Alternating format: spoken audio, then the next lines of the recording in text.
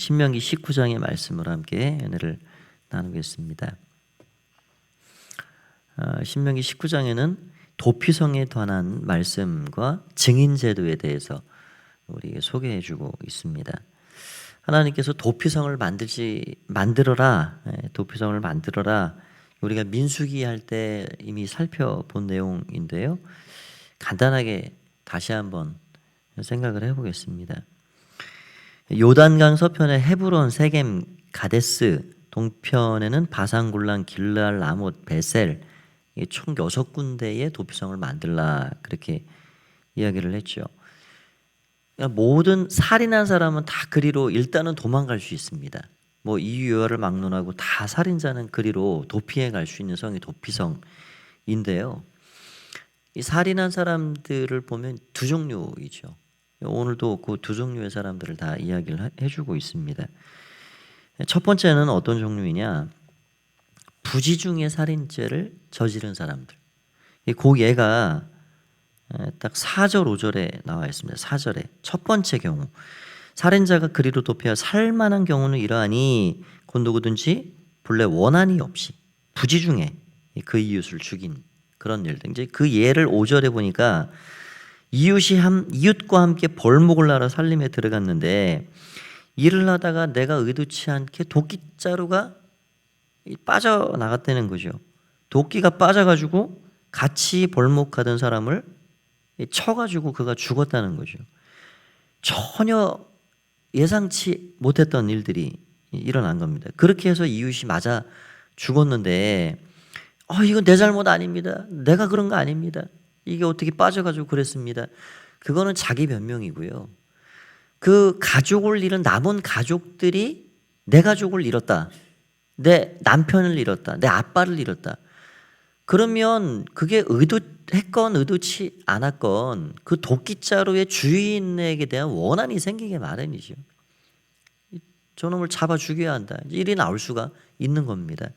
그러한 경우에 이 피의 보복이 일어나는 것을 차단해라. 목적은 거기에 있는 겁니다. 요즘에 뭐 자주 일어나는 교통사고 같은 게 다 그런 종류입니다. 이거 의도한 사건들이 아니죠. 어떻게 하다 보니까 길에 미끄러져 가지고 앞차가 서 있다 보니까 이게 충돌해 가지고 거기에서도 사망 사건들이 일어납니다. 그러니까 내가 의도하지 않는 어떤 그런 사건들, 그런 것들이 다 이런 경우라 할 수 있죠. 원한이 없이 부지중에 이웃을 상해하고 죽이는 그런 일들입니다. 그런 경우에 도망해라. 글로 빨리 도망해라. 여기 5절 마지막에 있죠. 그를 죽게 함과 같을 것이라. 그런 사람은 성읍 중 하나로 도피하여 생명을 보존해라. 생명을 보존해라. 6절에 보면 심지어 어떻게까지 말씀하냐면 그 사람이 그에게 본래 원한이 없으니 죽이기 합당하지 아니하나 두렵건대 그 피를 보복하는 자의 마음에 복수심이 불타서 살인자를 뒤쫓는데 그가 가는 길이 멀면 그를 따라잡을까 두렵다. 그러니까 그 도피성이 너무 멀리, 예를 들면 예루살렘 한 군데만 있다. 그러면 집이 먼 사람들은 그 예루살렘 가다가 뒤 쫓아오는 사람에게 잡혀 죽는다. 그러니까 그렇게 하지 말고 적절하게 요단 서편에 3군데, 동편에 3군데 그렇게 적절한 거리에 누구든 그렇게 도망해서 그 피해 갈 수 있도록 그렇게 해라라고 말씀하고 있는 겁니다. 10절이 이제 그 의도를 하나님 말씀해 주시고 계신데요. 내 하나님 여호와께서 내게 기업으로 주시는 땅에서 무죄한 피를 흘리지 말라. 이같이 하면 그의 피가 내게로 돌아가지 아니하리라. 그런데 두 번째 경우가 있습니다. 이렇게 의도치 않은 살인 사건에 대해서는 반드시 보호해야 된다. 피해 보복이 더 이상 발생하지 않도록 막아야 된다. 그렇게 말씀하시는데 11절에 보니까 피해 들어왔어요. 도망쳐 왔어요. 그런데 그 앞의 경우와는 전혀 다른 경우입니다. 11절에 그러나 만일 어떤 사람이 그의 이웃을 미워했어요. 고의죠. 고의로 고범죄를 진 겁니다. 미워해서 엎드려 그를 기다리다가 일어나 상처를 입혀 죽게 하고 이성읍으로 도피하면 그 본래 성읍 장로들이 그 사람을 보내어 그를 거기서 잡아다가 보복자의 손에 넘겨 죽게 해라. 그렇게 해서 이스라엘에서 이 죄가 더 이상 없도록 그렇게 해라 하는 게 이 도표성 제도의 조치였습니다. 여러분, 우리가 이런 것들을 통해 볼 때는 하나님 뭘 의도하고 계시냐? 이 땅에는 어떻게 보면 인류의 역사는요, 인류의 역사는 오해의 역사고 보복의 역사입니다. 보복의 역사. 개인도 그렇고요, 공동체도 그렇고요, 나라와 민족도 마찬가지입니다. 계속해서 미움과 원한을 쌓아가고 있는 거죠. 뭐 중국이란 나라 우리가 잘 알지만 참 욕심이 커도 그렇게 그러니까 그 어마어마한 땅을 가지고 있으면서 경계선을 맞대고 있는 모든 나라와 사실 분쟁입니다. 인도와는 뭐 경계선에서 육탄전을 벌이면서 그렇게 하고요. 이게 나라와 나라 사이, 개인과 개인 사이 모든 게 땅 따먹기의 역사, 원한의 역사, 그런 역사를 만들어가고 있는 거죠. 그러니까 이 땅에는 이 악순환의 고리가 계속해서 이어지고 가는 겁니다. 원한과 미움, 저주와 보복, 이런 악순환의 고리가 끊임없이 흘러가고 있는 거죠. 근데 누군가는 이 고리를 끊어가야 된다. 누가 끊어야 되냐? 하나님의 사람들이 끊어야 된다. 이제 그게 요지입니다. 사람이 왜 멸망에 이렇게 침잠에 가는가, 멸망에 처해 가는가, 이거를 끊어버리지 못하기 때문에 그렇습니다. 내가 당한 대로 갚아주겠다. 그게 인간의 깨어진 심리죠. 당한 대로 나도 갚는다. 내가 한 대 맞으면 나도 한 대 때려야지. 그게 기본적인 원리입니다.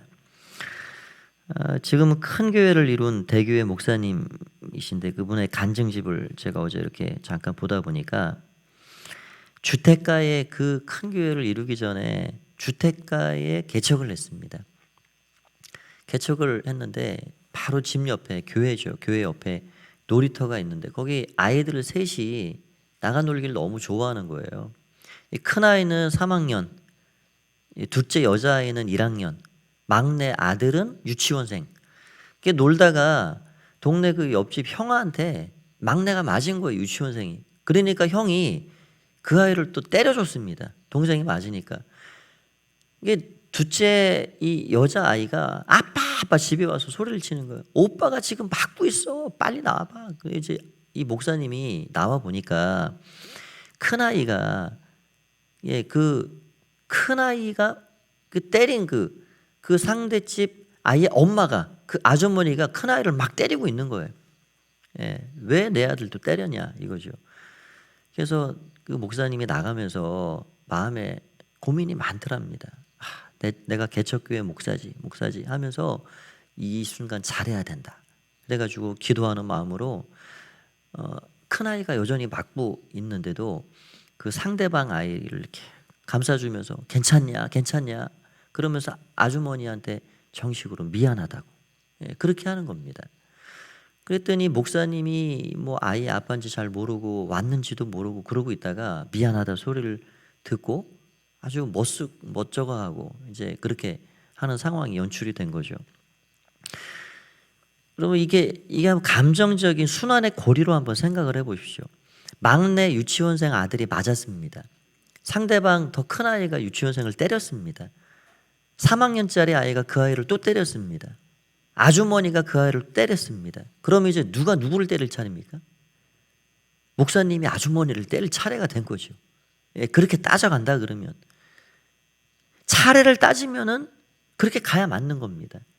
그러면 또 뭐 거기서 안 풀리면은 집안 싸움이 나고 고소가 되고 그런 거죠. 고소해서 성이 안 풀린다 그러면 고등법원 가고 대법원 가고 뭐 그런 거예요. 톨스토이 작품 중에 우리가 뭐 많이 들으셨겠지만 아주 절친하게 지내는 두 집이 있었는데 그 한 집에 있었던 닭 한 마리가 옆집에 가서 알을 낳고 온 거예요. 알을. 이게 이 알 낳고 온 원래 닭주인 그 아주머니가 우리 닭에 가서 알랐으니까 계란 돌려주십시오 했더니 뭔 소리냐고. 당신 닭이 우리 집에서 안 났다고. 그래가지고 달걀 하나 그거 주고 싶지 않아가지고 안 준 거예요. 그게 결국에는 남자들 싸움이 되고 집안 싸움이 돼가지고 그 원한에 그 분노를 못 이겨가지고 불을 질러버린 겁니다. 한 집에. 불을 질렀으니 같이 이렇게 붙어있는 집이니까 홀랑 다 타버렸어요, 두 집이. 그리고 잿더미에 가족들이 앉아가지고 별것도 아니었는데 계란 하나 가지고 집이 홀랑 타버렸으니 그렇게 땅을 치고 후회를 하는 것으로 이제 이야기가 끝나버리죠. 여러분, 우리 인간사에 있는 대부분의 일들이 그렇습니다. 사실 법원에 갈 만한 일들 지금 뭐 고소 고발 건이 뭐 수도 없죠. 여기 다 그 사건들 따져보면은 어떻게 보면 별거 아닌 것들이 대부분이에요. 누가 이 고리를 끊을 것이냐? 도대체 누가 끊을 것이냐? 이 고리를 끊을 수 있는 것은 복음입니다. 그래서 복음이에요. 저주의 고리, 사망의 고리, 예수님께서 이 땅에 오셔서 그 멸망의 고리, 원한과 복수의 고리, 그런 것들을 완전히 끝내신 거예요. 그래서 베드로전서 2장 23절, 욕을 당하시되 맞대어 욕하지 아니하시고 고난을 당하시되 위협하지 아니하시고 오직 공의로 심판하신 이에게 부탁하셨다. 내가 욕 한번 들으면 욕을 또 발사해 줘야죠. 내가 한번 의도치 않게 무고한 고난을 당했다 그러면 갚아줘야죠. 그게 사람의 심리죠. 그런데 예수님께서는 맞대어 욕하지 않고 맞대어 그렇게 맞서지 않았다. 대항하지 않았다. 갚지 않았다.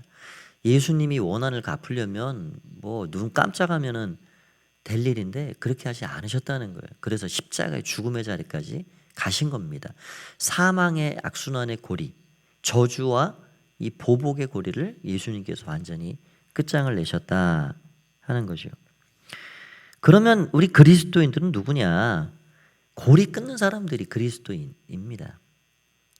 죄의 고리, 저주의 고리, 미움의 고리, 이런 것들을 끊는 사람들이, 이 악순환의 고리를 끊는 사람들이 그리스도인들이다. 그럼 원한과 억울함과 분노의 감정, 그런 것들을 하나님께 맡겨드리는 겁니다. 가장 공의롭게 심판하신 하나님께 맡겨드리고 거기서 고리를 끊어버릴 사람. 각종 사회의 이 부조리함도 마찬가지죠. 지금까지 해왔는데 뭐 별일이냐, 내 위에 사람도 여태까지 해왔는데 그건 뭐 나라고 못할 거 있냐, 그러면서 하는 게 계속 내려가는 거예요. 군생활 가운데 내가 맞았으니까 한 대 때려야지, 나도 맞았는데, 시어머니한테 나도 당했는데, 그게 예전부터 내려왔던 그런 고리들이죠. 근데 그 고리를 누군가는 끊어야 그 다음에 그 가정이 평안해지고 더 어려운 일이 생기지 않는다 하는 거죠. 그래서 용기 있는 사람이 그 고리를 끊을 수 있고, 예수 그리스도를 통해서, 그분의 복음을 통해서 그 고리를 끊어낼 수가 있는 겁니다. 그래서 그리스도인들이 축복의 통로다 하는 것을 알게 되는 거죠. 저와 여러분은 어디 가든지 고리 끊는 사람들 되기 원합니다. 고리 끊으셔야 돼요. 가정에 내려오는 그런 뭐 흔히 말하는 저주의 고리, 뭐 악의 고리, 미움의 고리 다 끊으셔야 됩니다. 1년 전, 10년 전 가지고 있었던 미움의 고리, 그거 계속 가져가는 건 나를 해치는 일입니다. 그거 다 끊어내야 합니다. 그래서 하나님 앞에 하나님의 은혜로 축복의 통로로 쓰임받는 여러분 다 되시기를 바랍니다. 여기 14절에는 이웃의 경계표를 옮기지 마라 한 절로 되어 있습니다. 내 하나님 여호와께서 내게 주어 차지하게 하시는 땅, 곧 내 소유가 된 기업의 땅에서 조상이 정한 내 이웃의 경계표를 옮기지 마라. 밤에 몰래 가가지고, 우리 경계표 말뚝 있잖아요. 그 예전에야 뭐 그런 게 뭐 있나요? 그거 그런 거 이렇게 뭐가 표시가 뭐 돌멩이를 싸놨든 그런 거 살며시 가서 이렇게 살짝 밀고 그렇게 하지 말아라. 하나님께서 우리에게 8계명으로 9계명으로 그것을 주셨죠. 내 이웃의 것을 탐내지 말아라. 10계명을 주죠. 10계명. 내 이웃의 것을 탐내지 말아라. 내 것이 소중한 만큼 이웃의 것이 소중하고 모든 것들이 그렇게 되어지는 겁니다. 인격도 재물도 지적 재산권 이런 모든 것들이 다 소중하다 하는 것을 알게 되죠. 15절부터 마지막까지는 무엇이 나오냐면 이 증인 제도에 대해서 다시 하나님 말씀을 해주시는데요. 여기 15절에 어떤 악한 일에 대해서 이 죄를 물을 때 한 증인으로만 정해서 하지 말고 두 증인 혹은 세 증인. 그러니까 재판관에 따라서 두 명의 증인이 이미 나왔어요. 그런데 이 두 사람 모두 좀 짜고 치는 듯한 냄새가 난다? 그러면 한 사람을 더 쓸 수 있는 거죠. 그러니까 반드시 원칙은 한 사람 가지고 하지 마라. 최소 2명 아니면 3명 그렇게 증인을 대동해서 다 이야기를 들어봐라. 그리고 확증을 해라. 왜 그렇게 하라 하시냐면 16절에 만일 위증하는 자가 있어 어떤 사람이 악을 행하였다고 하자. 그래서 논쟁하는 쌍방이 같이 하나님 앞에 나아가 그 당시 재판장과 제사장 앞에 설 것이요. 그렇게 했을 경우에 위증자의 말만 듣고 하면 다 깜빡 속아 넘어간다. 그런 거죠. 여러분 한 명이요. 예를 들어서 뭐 거짓말을 했다. 내가 증인이다. 내가 진짜 봤다. 그래 나오면요. 그거 할 수가 없죠. 그 사람이 진짜 진실을 이야기하는지 거짓을 이야기하는지 알 수가 없습니다. 그래서 2명, 3명의 증인을 하라 하는 거죠. 그런데 참 그것도 참 악한 사람들 사이에서는 이것도 어렵습니다. 뭐 가끔 보면 뉴스에 그런 얘기 나오죠. 범죄 사기단 한 사람이 아니에요. 뭐 거기에 경찰도 연루되고 보험사 직원도 연루되고 뭐 모든 사람이 다 연루됩니다. 운전사까지 해가지고 어마어마한 조직이 그렇게 입을 다 맞춰가지고 그런 조직적인 범죄를 저지르는 다 위증자죠. 근데 왜 하나님께서 이 위증하지 말라? 이게 9계명입니다. 9계명. 너는 내 이웃에 대해서 거짓 증거하지 말라. 왜 이게 악한 거냐면요. 재판석상에 있는 모든 판사, 변호사 다 속여 넘기는 겁니다. 그러니까 공의의 재판이 전혀 이루어질 수 없고요. 뭐 공의는커녕 이게 완전히 불의함이 판치는 그런 질서가 깨져버리는 일들이 발생하게 되는 거죠. 그래서 거짓말하고 위증하는 그런 죄는 죄를 실제 증거와 방불한 죄입니다. 그거보다 더 악한 죄죠, 사실은. 뭐 이런 이야기 이제 우리가 말씀에서 보니까 좀 생각을 연장해서 해본다 그러면 최근 코로나가 이렇게 확장이 되고 있습니다. 뭐 사실 전 국민이 고통을 받고 있는 거죠. 근데 참 마음이 안타까운 그런 소식들이 가끔 들려오는데 이제 그런 소식들이에요. 저기 인천에서도 그런 일들이 있었죠. 기도 모임을 했다는 거예요. 기도 모임. 이 기도 모임 안에서 확진자가 발생을 했습니다. 그런데 그 목회자의 부인 사모죠. 그분이 그 기도 모임에 참석을 했는데 안 했다는 거예요. 그래가지고 그 동선을 숨겨가지고 더 확진자가 막 생겨져. 그게 그 일뿐이 아닙니다. 심심치 않게 그동안 밝혀진 것도 뭐 보도가 되고요. 저는 왜 이런 세상이 됐나? 왜 그리스도인들이 기도 모임 하는 건 중요하고 내가 이웃에게 피해가 되는 그런 일은 중요한 게 아닌가? 왜 하나님 앞에 이렇게 진실하지 못한 그런 사람들이 되어갈까? 이게 지금 우리 기독교의 현실입니다. 그러니까 지난 6월 달에 어떤 기관에서 조사를 했어요. 제가 주일날도 요거 말씀을 드리려고 합니다. 종교에 대해서 조사를 했는데 불교, 천주교에 대해서는 온화한 절제 있는 뭐 그런 인식들이 많았습니다. 그런데 우리 기독교에 대해서는, 개신교에 대해서는 거리를 두고 싶은 32%, 이중적인 30%, 사기꾼 같은 29%. 이게 말이나 되는 이야기인가요? 교회는 거리를 두고 싶다, 이중적이다, 사기꾼 같다. 아니 어떻게 세상 사람들의 입에서 사기꾼 같다라는 이야기가 나와야 되는가? 그만큼 교회는 너무 개교회 중심적입니다. 우리 교회, 내 교회, 다른 교회는 어떻게 되든 말든 이건 그런 게 아니에요. 내 이웃교회가 욕을 먹고 이웃교회가 그렇게 난처해지면 그게 다 똑같이 돌아오는 겁니다, 사실은. 그러니까 너무 이기적이다, 너무 이중적이다, 너무 자기들만 안다, 이런 이미지를 탈피하고 이걸 개선해 가려면 상당한 시간이 걸립니다. 그래서 저는 우리 교회만이라도 그렇게 노력해 보자. 제가 자꾸 지역 선교임을 말씀드리고 하는 거는 우리 교회가 이미지를 탈바꿈해야 합니다. 예. 가포교회 하면 정말 칭송받을 만한 초대교회처럼, 안디옥 교회처럼, 교회 가려면 그 교회를 가시라. 지금까지도 우리 교회가 정말 잘해왔지만 앞으로 우리가 더 덕을 끼치고 하나님이 주시는 은혜를 그렇게 펼쳐나가고 그런 교회가 됐으면 좋겠다 하는 생각이 들어옵니다. 여러분, 진실하지 못한 그리스도인은 세상을 흔들 수가 없습니다.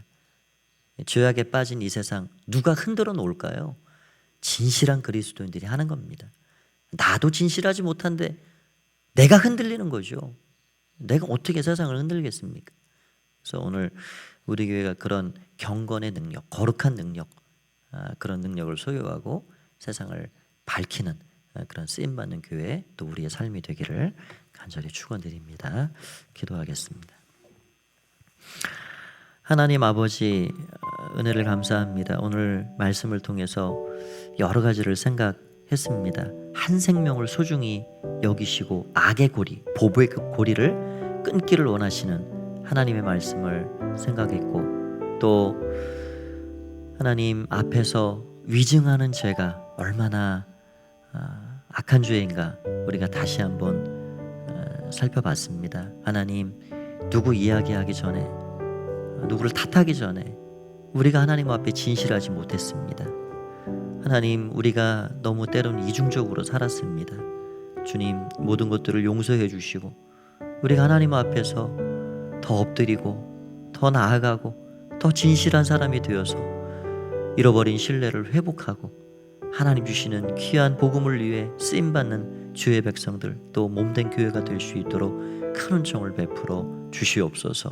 오늘도 기도하는 모든 시간 성령께서 함께해 주시길 원하올 때에 예수님의 이름으로 기도하옵나이다. 아멘.